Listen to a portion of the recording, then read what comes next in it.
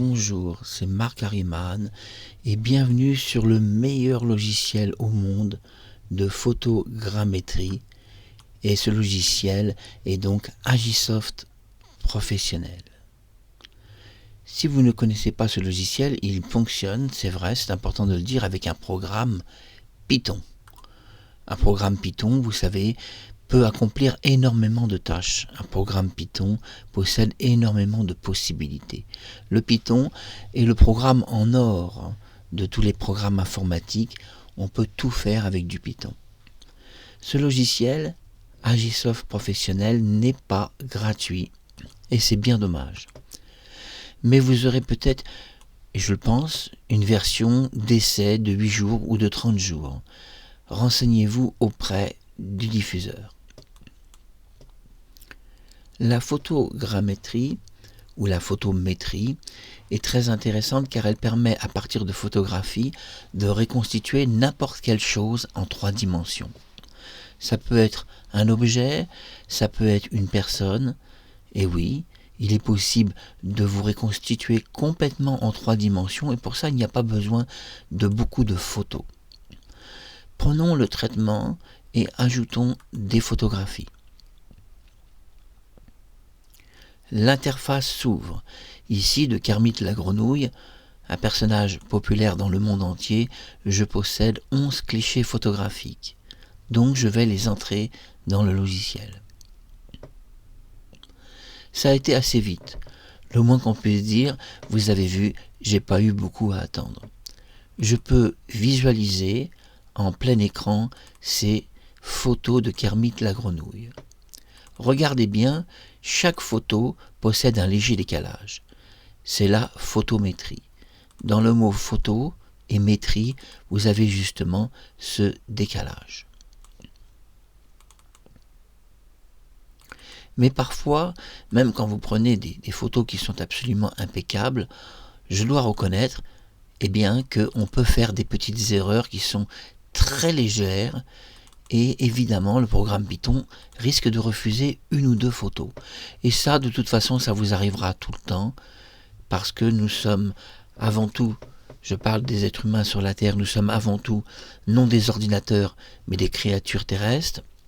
Et dans ce mot terrestre, il y a ces facultés de pouvoir se tromper, même visuellement. Nous pouvons nous tromper visuellement, croire qu'une suite reste logique entre 2 photos, par exemple celle-ci ou celle-ci. Mais en photogrammétrie comme en photométrie, en réalité, rien ne fonctionne comme on l'imagine. Ainsi, le programme Python peut prendre la décision de choisir toutes les photos que j'ai entrées ou en choisir simplement 7 ou 8 et en rejeter 2 ou 3. Pour cela, je vais dans Traitement. La première chose qu'on va me demander, c'est Marc Harriman, nous avons reçu les photos, mais maintenant nous devons les aligner, faire un alignement photographique. Toutefois, avant de créer un alignement photographique, je vais préférer faire une sauvegarde sous, et vous choisirez où. Moi, je choisis une sauvegarde qui se trouve en folder et je mets aucun nom dans la sauvegarde. Je peux m'orienter en haut, ici, vous voyez, vous avez la possibilité de vous orienter, de savoir où se trouve à peu près la sauvegarde. Mettez un nom qu'on reconnaîtra, plusieurs M. La sauvegarde est faite. Tout va bien. Maintenant que c'est sauvegardé, je peux alors ajuster l'alignement photographique. Et cliquer OK.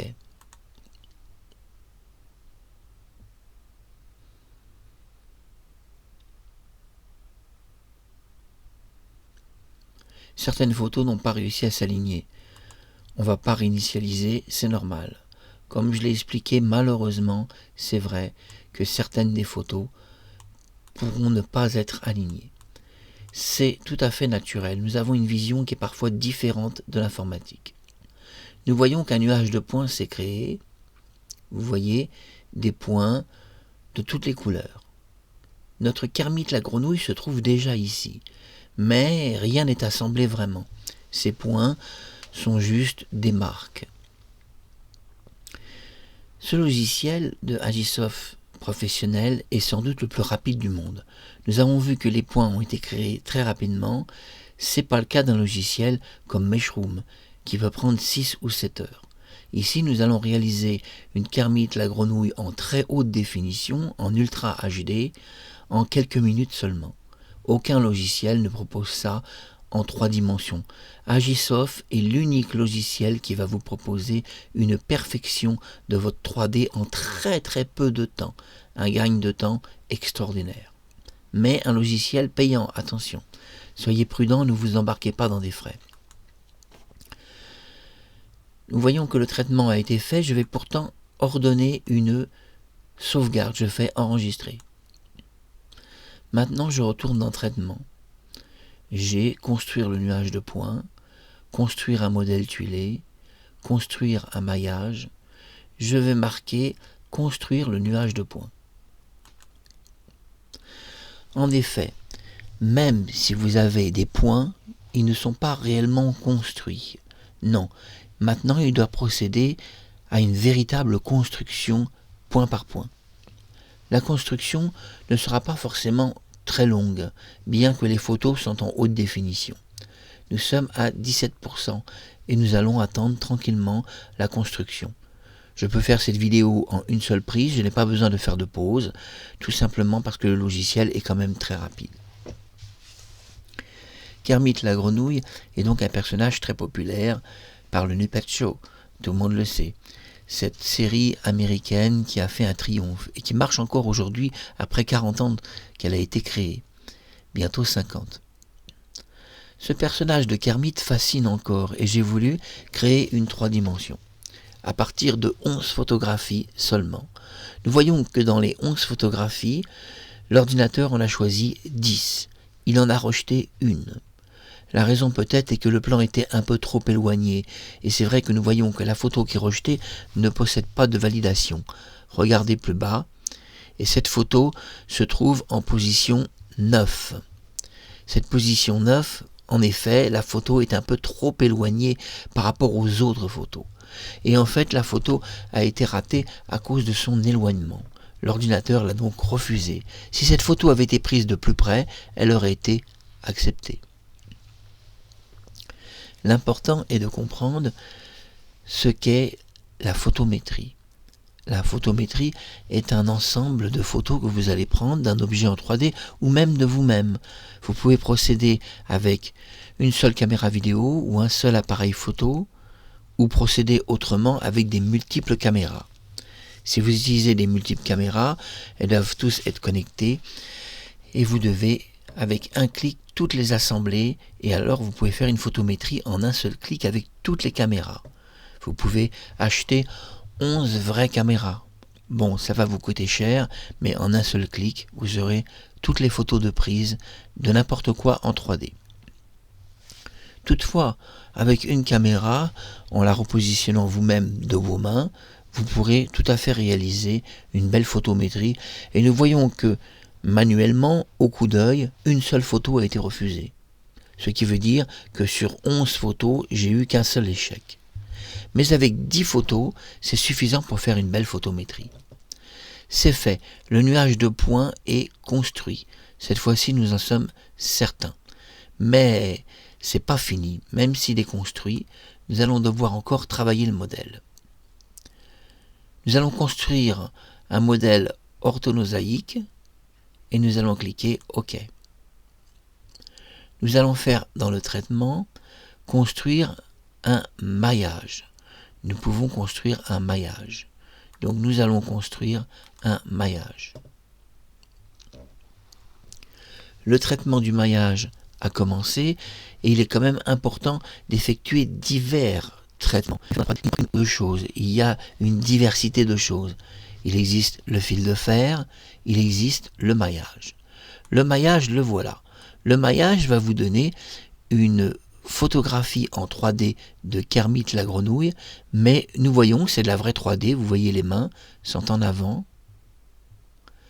Mais malgré tout, elle n'est pas en HD. Regardez bien, ce n'est pas de la HD, ce n'est pas de la haute définition. Avec Agisoft, c'est un software de très haute définition.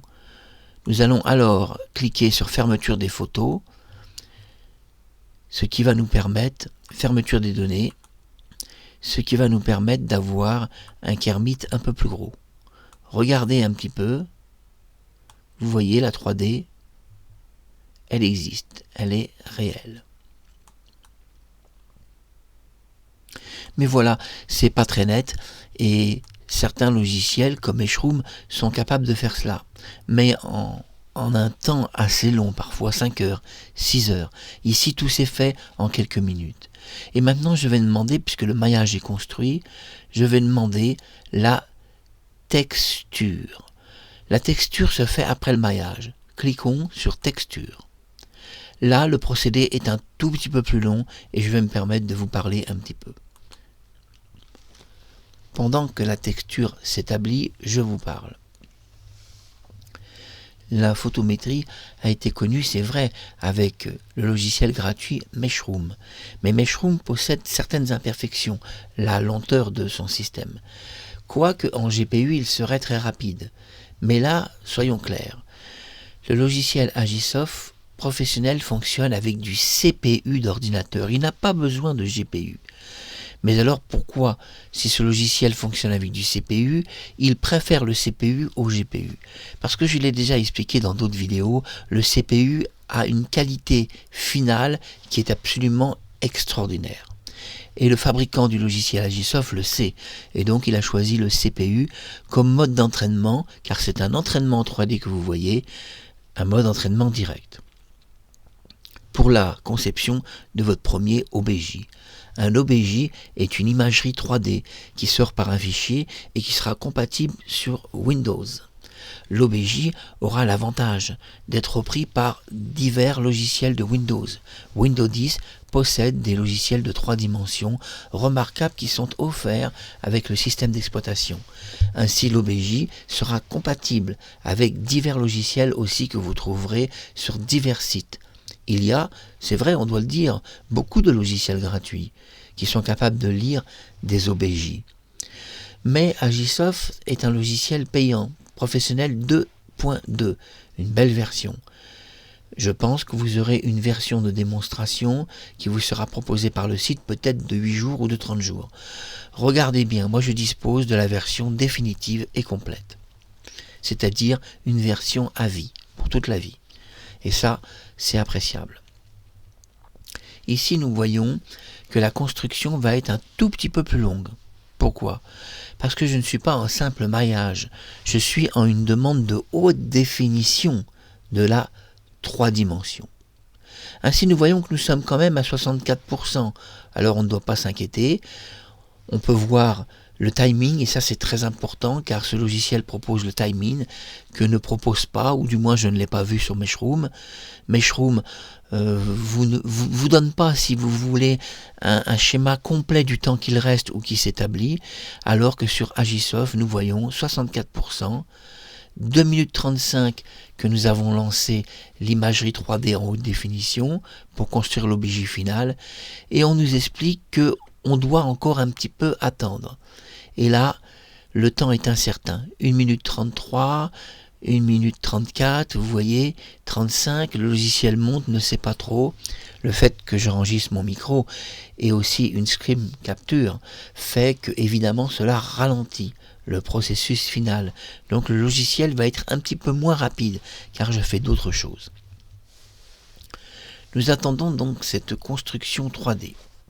Et nous devons être patients.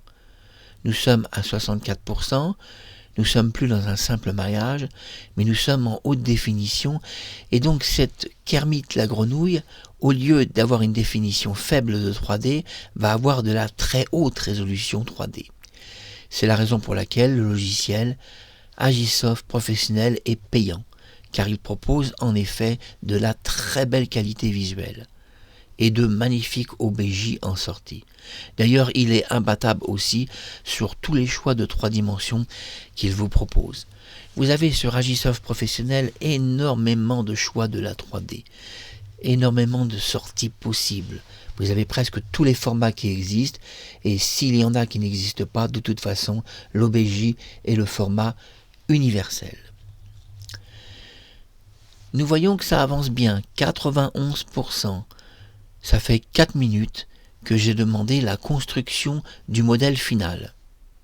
Ce modèle construit est un modèle final. Je vous ai dit que ça prend en tout à peu près 5 minutes. Et je ne me suis pas trompé parce qu'en plus je m'enregistre avec le micro et j'enregistre une screen capture et en réalité j'aurais dû gagner au moins 1 minute. Mais soit, nous attendrons 1 minute de plus. Car l'important est de faire cette vidéo pour vous faire comprendre la photométrie et la photogrammétrie. Il est important de dire que Meshroom est un logiciel de photogrammétrie, mais qui pourrait être aussi de la photométrie. Agisoft Professionnel, c'est le seul logiciel que j'ai vu travailler aussi vite. Le temps peut paraître long, près de 5 minutes déjà, mais ce n'est pas grave, on doit attendre maintenant le mélange des textures. En effet, la texture est terminée, je vous rassure. Il y a un dernier petit mélange à faire et c'est inscrit traitement en cours, mélange des textures. 20% fait du mélange des textures, soyez patient. Le mélange des textures, c'est quoi? Un mélange des textures, c'est, si vous voulez, une sorte de finalisation du modèle 3D qui va regarder à nouveau toutes les photos. Les photos sont faites aussi sous forme de caméra. Vous pouvez voir qu'il y aura, et ces caméras sont représentées par des carrés bleus. Et nous voyons qu'à l'intérieur, il y a des noms. Kermit 01, Kermit 02, Kermit 03, Kermit 04. Ce sont des caméras. Ces caméras s'appellent des caméras virtuelles. Chaque caméra représente une photo que vous avez entrée dans votre logiciel de photométrie. Ces caméras sont décalées légèrement pour créer la forme 3D. Car effectivement, si vous avez rentré une photo qui est en 2D, elle ne sera pas à sa sortie en 2D. Et d'ailleurs, ça ne sera plus du tout une photo, mais une véritable 3 dimensions. Pour créer la 3 dimensions, le logiciel a besoin de créer des caméras virtuelles. Ici, 10 caméras virtuelles ont été créées, car vous savez qu'une photo a été refusée. C'est important de dire que j'ai utilisé la norme japonaise, qui est de 11 clichés pour 180 degrés. Effectivement, cette norme m'a paru la plus correcte pour restituer un personnage aussi légendaire que Kermit la grenouille. Et d'ailleurs, je précise qu'au Japon, le japonais qui a créé un logiciel de condensation a aussi fait la même démonstration à peu près avec Kermit la grenouille. Oui, on a tous les deux choisi Kermit la grenouille parce que c'est un personnage surtout très populaire et aimé de beaucoup de gens, et que aussi présenter une vidéo avec Kermit la grenouille fera plaisir à de nombreux fans du Muppet Show. Muppet Show, ça dépend comment vous le prononcez en français. 51% mélange des textures, vous allez me dire c'est un peu long, oui c'est normal, je m'enregistre. En tout on leur a attendu 7-8 minutes, et même si on attendait 10 minutes, imaginons qu'on attende en tout 10 minutes, ça resterait très raisonnable quand Meshroom met 5 à 6 heures, parfois 7 heures, pour faire la même chose en CPU. Nous gagnons au moins 6h50 de temps, ou 6h45, c'est quand même appréciable. Si à chaque création d'OBJ on gagne 6h45, on peut en faire des OBJ tous les jours. On peut en faire une vingtaine, une trentaine par jour. Un OBJ est donc, vous l'avez compris, une imagerie 3D. Mais vous n'êtes pas obligé de faire Kermit la grenouille. Non, il n'y a pas d'obligation. Vous pouvez faire tout à fait autre chose. Comme par exemple, vous-même. Vous pouvez vous synthétiser en 3D. Et ça sera parfait, parce que vous allez voir, bientôt le traitement est terminé, c'est-à-dire l'OBJ est terminé en très haute définition. Je précise, c'est un OBJ HD, ce que ne proposent pas certains softwares, car Agisoft propose la version en haute définition.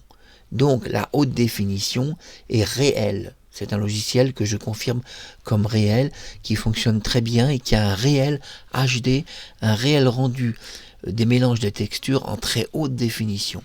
Il n'est pas trop lent, rassurez-vous, on va frôler les 10 minutes bientôt, mais il n'est pas trop lent.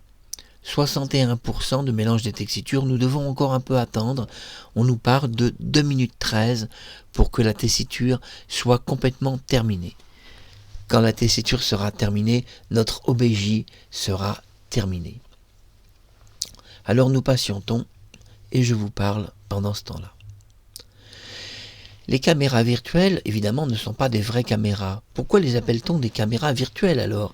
Eh bien parce que vous pouvez, à partir d'une simple photographie, lui créer une caméra virtuelle par photo. Une caméra virtuelle, c'est quoi? C'est pas une réelle caméra. Et non, puisque la photo n'existe pas en 3 dimensions. La caméra virtuelle va décaler un petit peu les données par un degré, par aussi une rotation qui va virtualiser en forme 3D. Ah là, c'est pour ça que ça s'appelle une caméra virtuelle. On peut créer une caméra virtuelle avec des photos. Vous pouvez créer une caméra virtuelle, c'est moins connu, avec des vidéos. Et ça, c'est très très peu connu. Oui, il existe des logiciels qui s'appellent caméra virtuelle et qui prennent des vidéos. Ainsi, ces vidéos sont intéressantes, car si jamais vous vous enregistrez plusieurs fois, vous pouvez peut-être, si vous avez un bon logiciel, vous faire apparaître en 3 dimensions sans lunettes. Je n'ai pas testé encore cette forme de 3D, mais qui forcément doit exister. Forcément, elle doit exister, mais peut-être pas en continu sur une vidéo. Il y a peut-être besoin d'une conversion. 1 minute à attendre, je vous parle pendant 1 minute, vous avez découvert la caméra virtuelle. La caméra virtuelle peut vous rendre d'immenses services. Ça y est, nous sommes dans la phase de finalisation. Elle s'inscrit comme une carte géographique. Et nous avons notre Kermit, la grenouille, en 3D en très haute définition. Et je peux l'agrandir. Regardez, c'est spectaculaire. Très très très très spectaculaire. Regardez, c'est carrément superbe. Et vous voyez, je peux la décaler. Regardez la veste. Et oui, regardez la veste, elle est en 3D. Regardez le col, je vais tourner. Vous voyez le col, il a du relief, il est en 3D. Regardez Kermit la grenouille, on peut la voir de profil, vous voyez. Et nous pouvons même, notre Kermit, la tourner. Et là, si on la tourne, on va voir quelque chose d'assez insolite. Il n'y a pas d'arrière-plan. Ce logiciel peut fabriquer une 360 degrés et créer un objet en 3D en cercle. Là, nous voyons que je n'ai pas voulu une 3D en cercle, mais juste prendre la grenouille. La grenouille, Kermit, était assise, nous l'avons vu, elle était assise contre une chaise. Vous voyez la chaise. Donc, il était inutile de prendre le blouson à l'arrière. Mais on pouvait effectuer des photographies volontaires et puis mettre aussi l'arrière-plan du blouson. Mais bon, c'est pas passionnant. Ce qui nous intéresse, c'est pas le blouson et ses manches, c'est Kermit. Nous voyons que la 3D permet, vous voyez, de monter le visage de Kermit. Regardez. Vous voyez, nous pouvons aussi le coucher. Alors qu'il était assis sur une chaise, nous avons alors le sentiment qu'il dort dans son lit. C'est la magie de la 3 dimensions. Kermit la grenouille est-il sur une chaise ou dort-il dans son lit bien patiemment, j'ai mal prononcé, avec ses livres de chevet. Vous voyez toute la nuance de la 3D, comme il est possible de faire d'immenses choses. Ou alors Kermit est-il dans un voyage spatial, montant vers la Lune? Le représentant alors, si nous le montons vers la Lune, plutôt à l'envers. Car nous pouvons voir aussi dans la photométrie qu'il existe à l'envers. Vous avez découvert la 3D et je pense que personne d'entre vous, ou très peu de gens, connaissaient le système de la photométrie. Et ce logiciel Agisoft professionnel, évidemment, sans doute que vous ne l'avez pas sur votre PC. Le principal problème est le prix de ce logiciel. Il est malheureusement cher et il n'est pas donné pour des personnes très pauvres. Ou pauvres. Moi j'ai la chance, le logiciel, je ne le paye pas. Et pourtant, je ne fais pas de publicité au constructeur. C'était Marc Harriman. Regardez, Kermit la grenouille. Alors maintenant, qu'est-ce que je vais faire? Je vais faire fichier. Je vais enregistrer le fichier. Et oui, c'est important de l'enregistrer. Et ici, je vais alors exporter le modèle. J'ai plein d'exports possibles, mais je vais choisir exporter le modèle, qui va comprendre un petit peu tout l'export complet, que ce soit les caméras, les données, la texture, la tessiture ou le maillage. Tout sera mis dans l'assemblage de ce modèle. Ici, nous voyons que j'avais déjà créé un modèle MM. Je peux choisir le modèle ST, mais nous allons prendre un autre modèle. Je vais l'appeler JK. Je prends... Oh, puis attendez, je vais l'appeler Kermit, tout simplement. Kermit, ça fera plaisir. Voilà, Kermit. Je vais changer le modèle de sortie. Parce que tout à l'heure, j'ai choisi un STL. Je vais choisir un OBJ. Pourquoi l'OBJ? Parce que l'OBJ peut être lu sur le logiciel Microsoft de Windows. Ainsi, je peux maintenant sauvegarder mon OBJ. Je vais choisir l'OBJ par défaut, c'est très important. Ne commencez pas à trifouiller les choses. Vous avez le choix en sortie GP ou PNG ou en sortie photo compressée TIFF, qui est pas trop mal, mais attention, l'OBJ sera vraiment bien lu si on reste dans des formats compréhensibles. Vous pouvez modifier des choses, les couleurs, le normal des sommets, utiliser la texture UDIM ou écrire un canal alpha. Pour les gens qui ignorent ce que c'est qu'un canal alpha, c'est un canal dans le canal de la photo lui-même ou dans la 3D. Ne le faites pas, sauf si vous vous y connaissez un petit peu. Précision 6, vous pouvez mettre beaucoup plus. Moi je garde 6, c'est très bien. La sauvegarde est en route de l'OBJ en 3D, c'est fait. Kermit la grenouille est pour toujours en imagerie 3D. Pour toujours, mon OBJ, je pourrais le charger sur n'importe quel logiciel et je pourrais avoir ma grenouille en 3 dimensions. Ma belle petite grenouille Kermit est maintenant en 3D pour la vie. Vous pouvez également créer une 3D pour toutes sortes de choses. Par exemple, pour vos photos personnelles, vous pouvez essayer de faire de la photométrie sur votre petite fille, si vous avez une fille ou un petit garçon. Photographiez vos enfants. N'oubliez pas, 11 photos pour 180 degrés ou 22 photos pour 360 degrés. N'oubliez pas, vous aurez peut-être 2 ou 3 photos à ajouter au-dessus de la tête. Oui, car vous devez photographier en cercle et si possible au-dessus de la tête. Bien que pour Kermit, il n'a pas été nécessaire de photographier au-dessus de la tête. Pourquoi?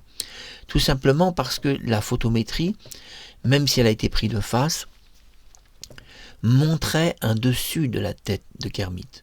Donc comme elle montrait clairement un dessus de la tête, qui est la chaise, le haut de la chaise, et bien ainsi il n'a pas été nécessaire de prendre une seule photographie de haut. Et dans certaines vidéos, des gens feront l'erreur alors de photographier la grenouille et de la photographier de haut. Ça sert à rien, car nous avons vu que je n'ai pas eu besoin de le faire. Et j'ai eu le haut de la tête de la grenouille Kermit. C'était Marc Harriman pour ce très beau logiciel Agisoft de photométrie 3 dimensions et de photogrammétrie. À très bientôt sur YouTube.